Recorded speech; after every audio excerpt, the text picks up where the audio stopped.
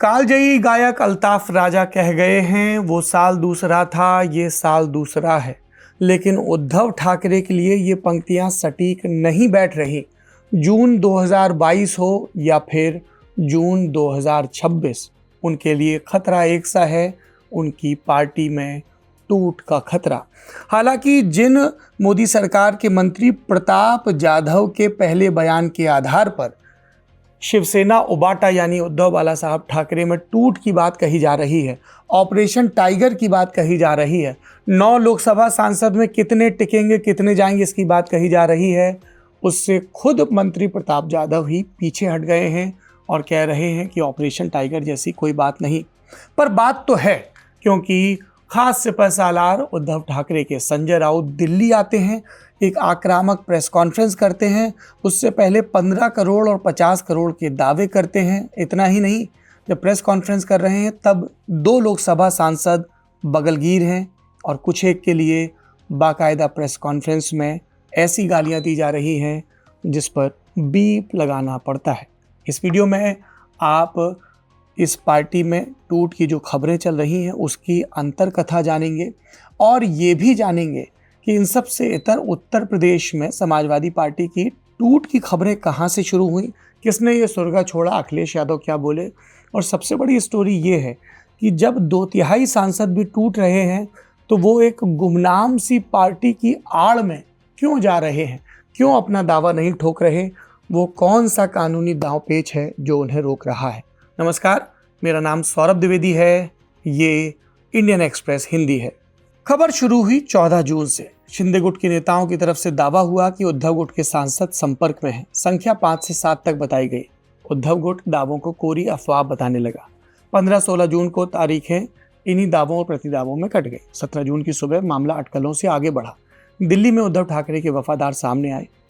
राज्यसभा सांसद संजय राउत, लोकसभा सांसद अरविंद सावंत और अनिल देसाई, उन्होंने प्रेस कॉन्फ्रेंस की। उससे पहले लोकसभा स्पीकर ओम बिरला से मुलाकात की, चिट्ठी सौंपी और साफ कहा अगर कोई सांसद अलग गुट बनाकर आए तो मान्यता ना दी जाए।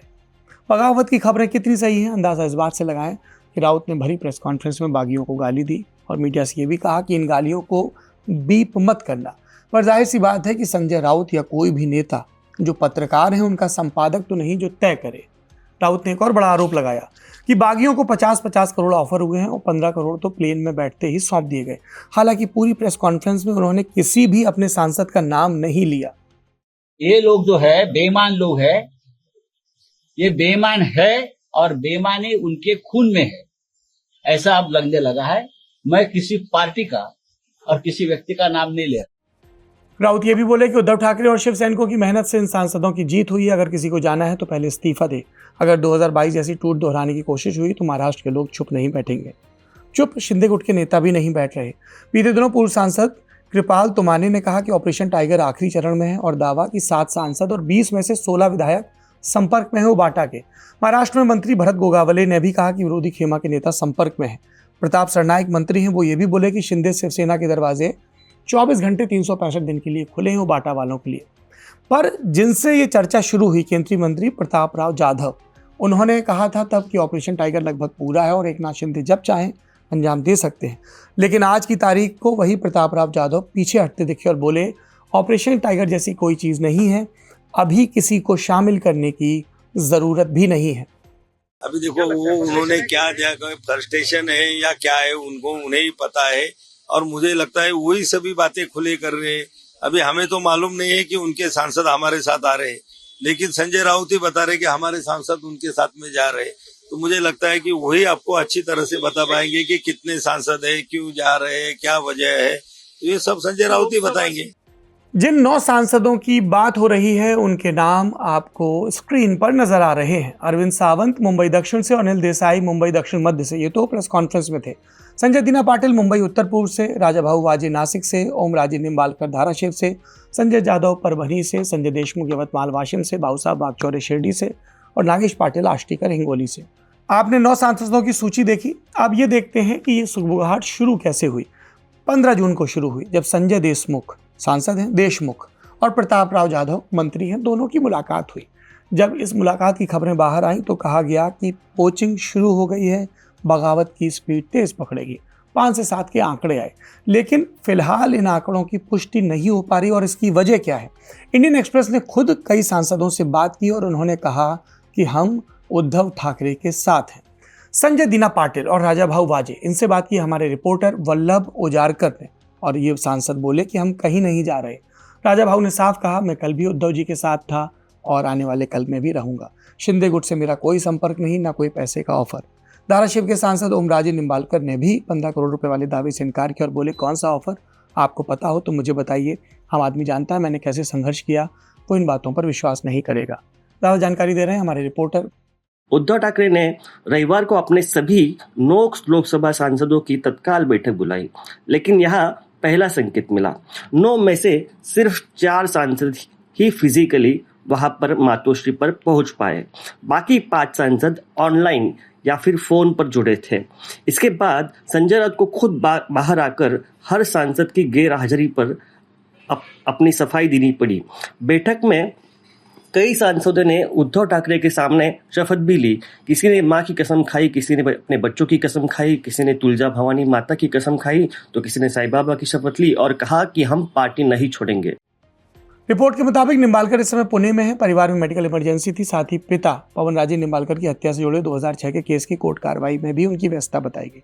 संजय जाधव, संजय देशमुख, भाऊ साहब वाकचौरे और नागेश आष्टीकर ही संपर्क से बाहर बताए जा रहे हैं। 4 यानी 7 का आंकड़ा फौरी तौर पर 4 पे टिक गया है। और दल बदल कानून के मुताबिक अगर इन सांसदों ने बगावत की तो वो सदस्यता खो सकते हैं, क्योंकि वो 2/3 नहीं है, 9 का 2/3 होता है 6। इस कवायद में 18 जून का दिन अहम है। उद्धव गुट ने अपने सभी लोकसभा सांसदों को दिल्ली में 11 बजे होने वाली संसदीय दल की बैठक में मौजूद रहने के लिए व्हिप जारी किया है। अगर कोई व्हिप का उल्लंघन करता है तो सांसदी जा सकती है। तारीख ये खास है क्योंकि 19 जून, इससे एक दिन बाद ही शिवसेना का स्थापना दिवस आता है। ये पिछले एक हफ्ते की कार्रवाई है। और ये शुरू कहाँ से हुई पूरी बात? 14 जून को मातोश्री में मीटिंग हुई। 9 सांसदों को आना था, 4 ही शारीरिक रूप से मौजूद बताए गए। कहा गया बाकी ऑनलाइन जुड़े या फ़ोन पर बात हुई। लेकिन यहीं से ये सुरगा की अटकल तेज़ हुई कि उबाटा टूटने की तरफ है। क्या फिलहाल बीजेपी और बीजेपी के पाले में आने के लिए, एनडीए में आने के लिए छटपटा रहे इन सांसदों की तरफ से पॉज बटन दबा दिया गया है? नंबर गेम गड़बड़ा गया है? इस ऑपरेशन को क्यों रोका गया? देखते हैं क्या सफाइयां आती हैं और क्या तर्क आते हैं वफादारियां बदलने के बाद। अपने ही सांसदों को जिस प्रकार से उन्होंने न केवल गाली दिया, बल्कि ये गलती से नहीं तो जानबूझकर गाली दिया और उसे लाइव दिखाना चाहिए, इस प्रकार का आग्रह किया, यह संकेत दिखाता है कि उबाटा को खत्म करने की सुपारी संजय राउत ने ली है। उबाटा गट के जो एमपीज है उनके अंदर अंदरूनी कुछ तो गड़बड़ चल रही है, ये बात सब मानते हैं। उन्होंने 14 तारीख को किसी की बैठक बुलाई थी, उसमें कोई खासदार एब्सेंट थे, वो वीसी पे थे ऐसे कहा जाता है। अब वो कहाँ है, वो लापता है, वो उनको भी पता नहीं। तो ये उनकी अंदरूनी बातें वो लोगों के ऊपर थोपना चाहते हैं। महाराष्ट्र से अब रुख करते हैं उत्तर प्रदेश का। बयानवीर कहे जाते हैं आलोचकों की नज़र में और समर्थकों की नज़र में बेखौफ बोलने वाले। ऐसे और कभी सपा तो कभी भाजपा के साथ ही रहे। फिलहाल एनडीए में साझेदार सुहेल देव भारतीय समाज पार्टी के अध्यक्ष ओम प्रकाश राजभर ने लखनऊ में दावा किया कि सपा में भी बड़ी टूट होने वाली है। दर्शक जानते हैं लोकसभा में समाजवादी पार्टी तीसरी सबसे बड़ी पार्टी है। राजभर का बयान सुनिए और उसके बाद रुख करेंगे अखिलेश यादव का, जिन्होंने इस दावे को खारिज किया। महाराष्ट्र की तरफ मत ध्यान रखिए, अब यूपी का नंबर है, यूपी में जाऊंगा, यहाँ भी जाएंगे भैया मेरे। आपने नहीं देखा, राम गोपाल जी एक बढ़िया चिट्ठी माननीय अमित शाह जी को थमा दिए हैं और कह दिए हैं उनसे धीरे से कि इतना लोगों का नाम है, ये लोग के बुला के अपने पास ले लीजिए, हम लोगों का जान बचाए रखिए। और नहीं तो हम तो कह रहे हैं कि राम गोपाल जी इसका खुलासा करें, उस चिट्ठी में क्या लिखे हैं। मैंने कहा था कि अब भारतीय जनता पार्टी को मैं नहीं तोड़ूंगा, उनके विधायकों को नहीं लेंगे। भारतीय जनता पार्टी जो औरों की पार्टी तोड़ रही है, औरों के सांसद छीन रही है, यूपी में उन्हीं के विधायक तैयारी में हैं पाला बदलने के लिए। विपक्ष की तरफ से एक और प्रतिक्रिया आई कांग्रेस के राज्यसभा सांसद जयराम रमेश की। उन्होंने कहा कि ये एक बड़ा राजनीतिक अभियान है। उन्होंने लिखा, केंद्रीय गृह मंत्री अमित शाह विपक्ष पर लगातार हमले कर रहे। 17 अप्रैल 2026 को लोकसभा में परसीमन विधेयक पास न हो पाने के बाद गृह मंत्री किसी भी तरह विपक्षी सांसदों को तोड़ने में लगे हैं, लोकतंत्र को नुकसान पहुंचा रहे हैं। यहाँ परसीमन विधेयक का जिक्र आया तो बता दें, अप्रैल 2026 में संविधान संशोधन से जुड़ा ये बिल लोकसभा में आया। 2/3 बहुमत नहीं था। पहली बार हुआ जब बीजेपी का विधेयक इस तरह से संख्या बल के अभाव में गिरा हो। इसी संदर्भ में विपक्ष आरोप लगा रहा कि सरकार किसी भी तरह सांसदों का नंबर बढ़ाकर संशोधन के लिए जरूरी ताकत जुटाना चाहती है ताकि मानसून सत्र में सब ठीक हो जाए। टीएमसी के लोकसभा सांसदों का, राज्यसभा के सांसदों के इस्तीफे का और आम आदमी पार्टी के 7 राज्यसभा सांसदों की बगावत का भी इसी संदर्भ में जिक्र आता है। इस पूरे प्रकरण पर आपकी क्या राय है, कमेंट बॉक्स में ज़रूर बताएं। हमने आपसे शुरू में कहा था एक कानूनी पेश भी बताएंगे, वो भी सुनते जाएं।